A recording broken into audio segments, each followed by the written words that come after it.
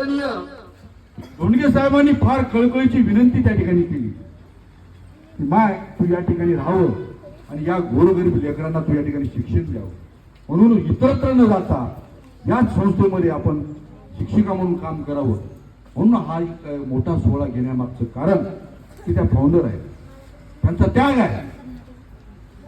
अनेक उपक्रमामध्ये त्यांनी 38 वर्ष सलग सातत्यपूर्ण काम केलेलं आहे.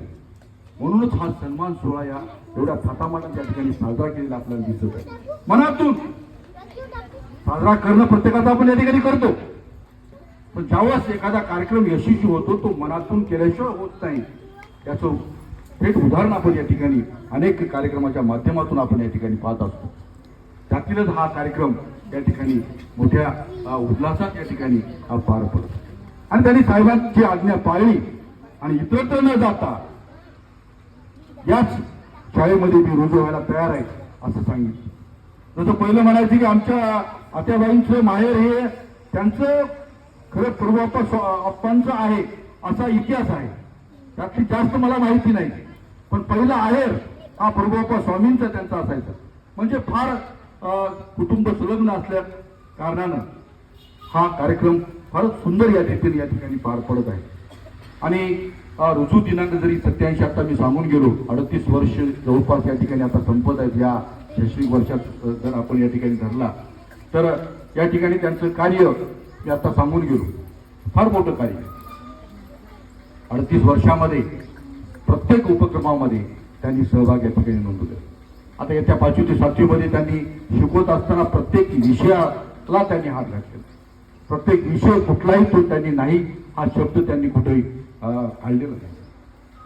त्यांना आमच्यापेक्षा ते सिनियर आहेत. मी जरी त्यांचा प्रमुख असेल, आमच्या मनामध्ये त्यांच्याबद्दल वेगळा आदर होता. एक आदर भीती त्यांच्याबद्दल होती. जरी मी त्यांचा प्रमुख या नात्यानं मी मला वाटतं माझ्या सोबत काम करण्याचं म्हणजे आमच्या सहवासामध्ये जवळपास 17-18 वर्ष आम्ही काम केलं. आणि एका कुटुंबामध्ये आम्ही वावरत असताना त्यांच्या चढउतारामध्ये माझ्या चढउतारामध्ये एकमेकांना भरपूर आम्ही एकमेकांना सहकार्य लाभलं. आम्हाला सुखदुःखामध्ये त्यांनी मार्गदर्शन केलं. त्यांच्या चढउतारामध्ये आम्ही कामी आलो, आमच्या चढउतारामध्ये ते आम्ही प्रामाणिकपणे त्यांनी आमच्या कामी आले. असा एक कौटुंबिक संबंध आणि जिव्हाळ्याचे संबंध, आमचे नाजूक संबंध पहिलेपासूनच या ठिकाणी आम्ही टिकून आज रोजीपर्यंत या ठिकाणी ते ठेवलेले आहेत. कायम पुढे सुद्धा आम्ही त्या ठिकाणी ठेवणार आहोत. आता स्काउट गाईड हा विषय आहे. त्यांनी गाईड विषयामध्ये पूर्ण राज्यापर्यंत या ठिकाणी मुली नेली. राज्य लेवलच्या लातूरला माननीय मुख्यमंत्री विलासरावजी देशमुख यांच्या कार्यकाळामध्ये पूर्ण शाळेचं नाव आपल्या राज्यामध्ये या ठिकाणी गाजवण्याचं काम जाधव सरांच्या काळामध्ये स्वामी मॅडम या ठिकाणी त्यांनी केलेलं आहे. त्यावेळेस आम्ही इतर कशेमध्ये आणि आम्हाला शिक्षक म्हणून सुद्धा त्यांच्या हाताखाली या ठिकाणी मी काही काळ काम त्या ठिकाणी मला त्या ठिकाणी भाग्य त्यांचं लाभलेलं आहे. म्हणून त्यांच्या कार्याचा लेखाजोखा पडत असताना या ठिकाणी एम आर देशमुख यांनी भेट दिली.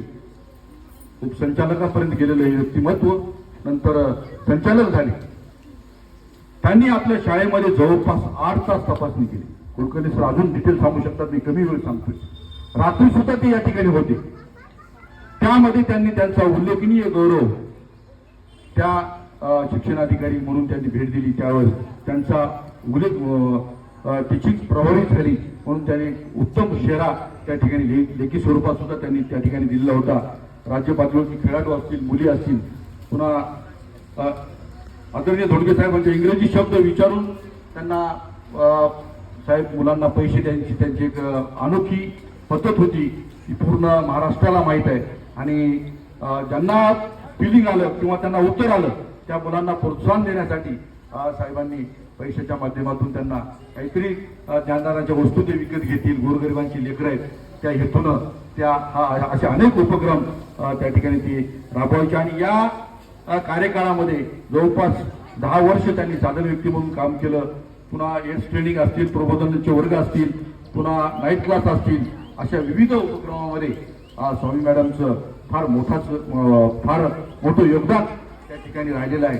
आणि मी फार वेळ झालेला आहे कारण बाहेरगावची मुलं या ठिकाणी जाणार असल्या कारणानं काही बस मानव विकासचा काही काही काही नियम आहेत, त्यामुळं मी भाषण खूप करायचं होतं मला, पण वेळेअभावी या ठिकाणी मी भाषण लांबवत नाही. आज या प्रसंगी आदरणीय स्वामी मॅडम, आदरणीय स्वामी साहेब माझे मित्र यांना येणारं काळामध्ये त्यांचं आयुष्य खूप भरभराटीत जावो, आरोग्यदायी जावो हीच ईश्वरचरणी कामाजी महाराज चरणी प्रार्थना करतो आणि माझं थोडक्यात प्रास्ताविक या ठिकाणी थांबवतो. जय हिंद, जय महाराष्ट्र, जय